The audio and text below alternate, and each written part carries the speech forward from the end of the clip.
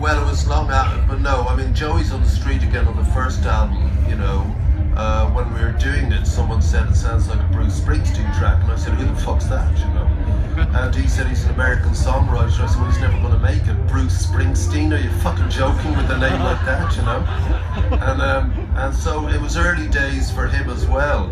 And of course I didn't listen to Bruce, I'd never heard of him. So what I was trying to do was talk about here, specifically Dublin, and try and imagine the people I knew and put them in a context of why things were wrong and why they needed to change. That was it. So I said to you that the way I viewed it was Van is the singular Irish genius, and there isn't a single musician who would dispute that. He is the singular Irish. A whole strain of rock music comes from his intuitive synthesis of the blues, jazz, and a sort of Celtic mysticism.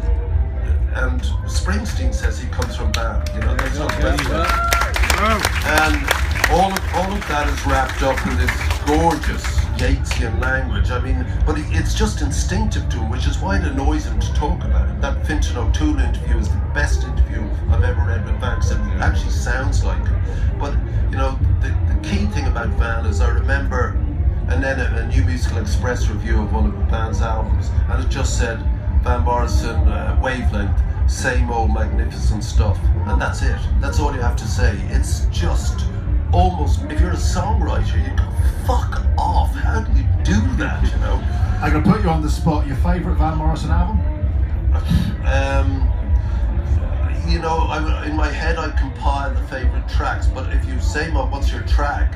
I would say the thing that immediately springs to mind is In the Garden, from No Guru, No Method. It's just unbelievable. I did Desert Island Discs, and that was one of them, and I tried to explain why, because if you write tunes, you're sort of listening and clearly he starts as a jam, and it then builds up, because you know the way he just builds, and this great spirituality, if you like, builds. And he's with someone in the garden, you're not sure who, he just paints it, just a sketch, and then it turns out it's a woman, and it's raining, and the garden, you can smell it, it's the summer and it's wet with rain, and then her father appears for no reason whatsoever, but things get awkward, you know, and it's a tour de force, you know. There's no, in a million years, if I cut both fucking veins, I can't do that, and it drives me nuts, you know. So that's one, but pick any. So Van was doing that. Philip was doing, because he was an outsider, and the outsider always wants in.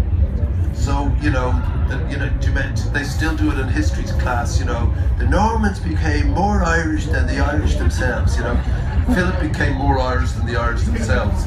And, you know, he was about as black as I am. He kept saying, yeah, Bob, because I'm fucking black. Now, Philip, we look almost identical, except you've got curly hair because you curl it, you know. And there's a great Record Mirror picture, because we were both #1 in the polls in the Record Mirror. We were joint #1 because we were both fuck off sexy. And well, you still are. Isn't he? So Philip says, I think I got more than you. And I said, no, you didn't. You didn't get more. Yeah, I did. That's it, you know. And so Philip did a sort of an Irish romanticism. You know, the Jim Fitzpatrick covers, the Roisin Dove, Kathleen Ní Houlihan, you know.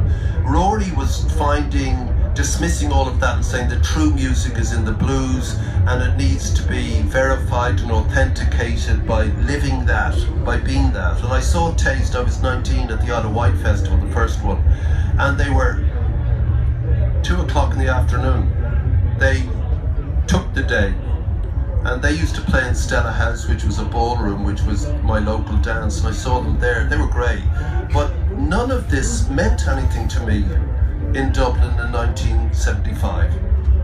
And I thought, Lizzie, excellent, Van, sublime, Rory, amazing player, but who's talking about the absolute reality of being young and in this country, in this city now?